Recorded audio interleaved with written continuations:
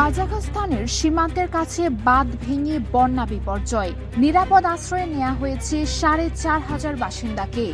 রাশিয়ার কাজাখস্তানের সীমান্তের কাছে ওরেনবুর্গ অঞ্চলে একটি বাঁধ ভেঙে যাওয়ার পর ব্যাপক বন্যার সৃষ্টি হয়েছে। রাশিয়া কর্তৃপক্ষ জানিয়েছে বন্যার পানিতে ক্ষতিগ্রস্ত এলাকা থেকে ৪,০০০-এরও বেশি মানুষকে উদ্ধার করে নিরাপদ আশ্রয়ে সরিয়ে নেওয়া হয়েছে। ওরেনবুর্গের গভর্নরের কার্যালয় শনিবার নিশ্চিত করে বন্যায় এখন পর্যন্ত ১,০১৯ শিশু সহ ৪,২০৮ জনকে সরিয়ে নেওয়া হয়েছে। শুক্রবার ভারী বৃষ্টিপাতের কারণে বাঁধ ভেঙে যাওয়ায় ২৫০০-এরও বেশি বাড়িঘর ক্ষতিগ্রস্ত হয়েছে।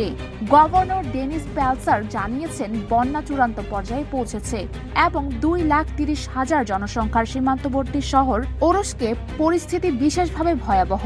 কর্মকর্তারা শনিবার বলেছেন শুধুমাত্র ওরস্ক থেকেই প্রায় ২,০০০ লোককে তাদের বাড়ি থেকে সরিয়ে নেওয়া হয়েছে, কিন্তু কর্তৃপক্ষ বলছে পুরো অঞ্চল জুড়েই পরিস্থিতি কঠিন হচ্ছে। ওরেনবুর্গের প্রধান শহরে ইউরাল নদীর পানির মাত্রা বিপজ্জনকভাবে বৃদ্ধি পেয়েছে। রুশ সংবাদ সংস্থাগুলো জানিয়েছে হাজার হাজার বাড়ি পানিতে তলিয়ে গেছে। স্থানীয় প্রসিকিউটরের কার্যালয় বলছে বাঁধটির রক্ষণাবেক্ষণ ঠিকভাবে না হওয়ার কারণেই এটি ভেঙে পড়েছে। কাজাখ প্রেসিডেন্ট কাসিম জোমার্ট টোকায়েভ বলেছেন ৮০ বছরের মধ্যে কাজাখস্তানের এই বন্যাটি সম্ভবত দেশটির ইতিহাসের সবচেয়ে বড় প্রাকৃতিক দুর্যোগ। তিনি বলেন, আমাদের অবশ্যই এই ব্যাপক বন্যা থেকে শিক্ষা নিতে হবে।